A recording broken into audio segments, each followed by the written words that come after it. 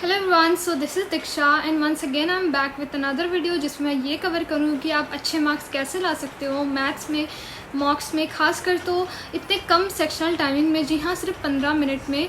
और बहुतों की तो मतलब अच्छे मार्क्स नहीं आ रहे होंगे, किसी की एक्यूरेसी अच्छी नहीं होगी, कोई ज़्यादा अटैम्प्ट नहीं कर पा रहा होगा, तो बहुत सारी चीज़ें हैं। प्लस कहाँ से क्या अटैम्प्ट करना है, कौन सी बुक ले, एवरीथिंग। ये वीडियो बहुत ही शॉर्ट होगी प्लस बहुत ही सिंपल होगी। So without wasting time let's get started. So first of all मैं ये एज्यूम करूँगी कि हमारे पास दो टाइप के बच्चे हैं। पहला, जिन्होंने अपना सिलेबस कंप्लीट कर लिया है, वो मॉक्स दे रहे हैं, अच्छे मार्क्स नहीं आ रहे हैं। और दूसरा, जिन्होंने सिलेबस कंप्लीट नहीं किया but half of the way वो टेस्ट दे रहे हैं और उनके अपेरेंटली मार्क्स नहीं आ रहे। ओके, सो उन लोग सो पहली बात तो जिन्होंने भी सिलेबस अपना कंप्लीट नहीं किया है, आई विल रेकमेंड देम कि आप पहले अपना सिलेबस कंप्लीट करो, उसके बाद आप टेस्ट दो, उसके बाद फिर ये आप वीडियो देखो। ओके, सो जिन्होंने भी अपना सिलेबस कंप्लीट कर लिया है और वो मॉक देने आए हैं, ठीक है, आप खासकर तो सेक्शनल मॉक दे रहे होंगे और उसके बाद आप फुल लेंथ भी दे रहे हो। फुल लेंथ में तो थोड़ा और डिफिकल्ट हो जाता है, बट अगर आप सेक्शनल दे रहे हो उसमें भी सही से आ नहीं रहा है आफ्टर कंप्लीटिंग इतना बड़ा जो आपका बैच में आपको इतना सारा बताया जाता है, इतना टाइम दे के पढ़ाया जाता है, उसके बाद भी तो जी हाँ, होता क्या है ना कि आप टेस्ट देते हो, क्या आप एनालाइज़ करते हो उस चीज़ को। तो मैं तो यही बोलूँगी, एनालाइज़ बहुत छोटी चीज़ समझते हैं, बट एनालाइज़ करना बहुत इम्पॉर्टेंट है।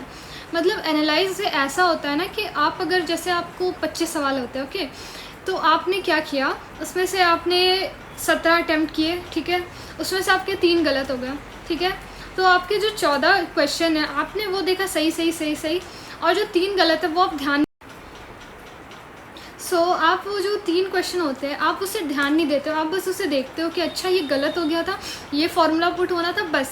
फिर आप नेक्स्ट मॉक देते हो, फिर आपको वही गलती रिपीट हो जाती है क्योंकि आपने उसे रिवीजन ही नहीं किया। तो यहाँ आप एनालाइज इसलिए नहीं कर रहे हो कि आपने एनालाइज कर लिया, ख़त्म बात, एक कॉपी में लिख दिया, इसलिए नहीं कर रहे हो। आप एनालाइज एक कॉपी में अच्छे से लिख के कर रहे हो टू द पॉइंट, क्योंकि आप बाद में उससे पढ़ो, आपको पता लगे कि आपने क्या क्या गलतियाँ किया है। और आप अगर ये करोगे ना, ट्रस्ट मी, आप एक हफ्ता ही करके देखो, आपके नहीं भी तो मुझे लगता है अगर आप एवरेज स्टूडेंट हो तो बहुत सारे सवाल आपके गलत निकलेंगे, जो आपको पता होगा। सिली मिस्टेक्स भी है तो वो आपको लिखना पड़ेगा, सॉल्यूशन लिखना पड़ेगा, लिखना होगा कि आपको क्यों गलती हुई। तो ट्रस्ट में अगर आप करोगे ना, तो आप एक बार टेस्ट देने से पहले उसे पढ़ लोगे ना और प्रैक्टिस कर लोगे, तो आपको वो सवाल तो दोबारा गलत होने नहीं वाला है। ट्रस्ट में, मैंने ये करके देखा है, प्रूफ है, इसीलिए मैं बोल रही हूँ और बार बार बोलूँगी। Okay, so guys trust me, ये वीडियो अगर आप देख रहे हो, कोई भी इंसान देख रहा है, तो अगर आप ये एक हफ्ता बस करके देखो, अगर आपको फ़ायदा नहीं मिला तो प्लीज़ आप तब आके बोलना।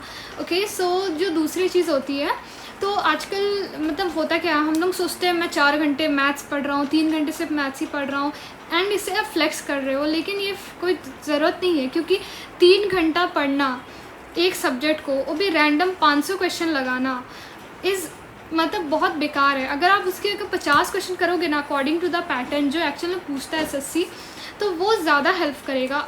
इंस्टेड आप जो 500 क्वेश्चन मतलब रैंडम कर रहे हो, चैप्टर्स में जितने भी क्वेश्चन है करे जा रहे हो, बट ये हेल्प नहीं करता इन दी एंड। आपको पैटर्न्स रिकॉग्नाइज करना बहुत इंपॉर्टेंट है। एग्ज़ाम में पैटर्न बेस्ड ही पूछते, कुछ अलग से नहीं पूछ देता। बहुत इन केस रैंडम आपको मतलब डेप्थ नॉलेज होनी चाहिए चैप्टर की, मगर ये नहीं कि क्वेश्चन वो कहीं से भी दे देता है। ठीक है, आप समझ रहे हो इस बात को कि आपको क्या करना है। सो मैं बस यही रेकमेंड करूँगी कि अगर आपने सिलेबस कर लिया है तो अपना टाइम शीट्स लगाने में वेस्ट ना करते हुए अगर आप PYQ लगाना शुरू कर दोगे तो वो आपको बहुत बेनिफिट करेगा। और ये मैं एक्सपीरियंस के साथ बोल रही हूँ, जस्ट ऐसे नहीं बोल रही हूँ, क्योंकि रैंडम सवाल तो आपका बस वो सब आपको मेंस में काम आता है, आप जितना लगा रहे हो ये सब हर टाइप का डिफ़िकल्ट, मॉडरेट, मगर मेन प्रीज में तो मेन आपसे एक ही चीज़ पूछता है, पैटर्न। ठीक है, सवाल का पैटर्न होता है। अगर आप PYQ अगर आप 5-6 भी लगा लोगे ना, आपको एक पता लग जाए कि अच्छा इस टाइप के सवाल आते ही आते हैं ज़्यादातर। सो आई वुड सजेस्ट कि आप PYQ में ज़्यादा रिलाई करो। ओके, जितना हो सके PYQ लगाइए। और लास्ट में आप एग्ज़ाम से 1-2 दिन पहले आप देखोगे आपके जो हैंड रिटन नोट्स होते हैं ना, नोट्स इन द सेंस आपके फार्मूला वाला एक हो गया, और दूसरा जो होता है ना हमने जो भी सवाल रॉन्ग किया था, आप एग्ज़ाम से पहले क्या देखोगे? जो आपको आता है वो तो नहीं देखोगे, जो आपने गलती की है वो देखोगे। तो वो नोट्स बहुत हेल्प करता है इस चीज़ में कि आपने कितना रॉन्ग किया, क्या गलती था, क्या इसे मैं आगे भी रॉन्ग कर सकता हूँ, वो आप देख कर चल जाओगे। ट्रस्ट मी, आपको गलती नहीं होगी। और कोशिश करना कि जो आप टाइप के क्वेश्चन लिख रहे हो ना, वो टाइप का आप डेली ना आप यूट्यूब में सर्च कर लो, या अपने जो भी आप बुक्स वगैरह फॉलो करते हो या शीट्स वगैरह, उसमें स्टार मार्क करके आप ढूंढो, अच्छा ये टाइप के सवाल आते हैं, उसके 8-10 सम लगा लो एक ही जैसे, जिससे क्या होगा, आपको पैटर्न रिकग्नाइज करने में, प्लस क्वेश्चन किस टाइप से पूछ रहा है आपको आएगा तो फट से लिख सकोगे। Okay, so this was it. मैंने इस वीडियो को जितना शॉर्ट हो सका है कोशिश की है कवर करने की, और आप मुझे कमेंट में ज़रूर बताना कि आपको टेबल स्क्वायर्स कितने याद। सो आप लास्ट में ये ज़रूर बताना कि आपको कितने तक का क्यूब याद है और कितना स्क्वायर आपको याद है, टेबल्स आपको कहाँ तक याद है।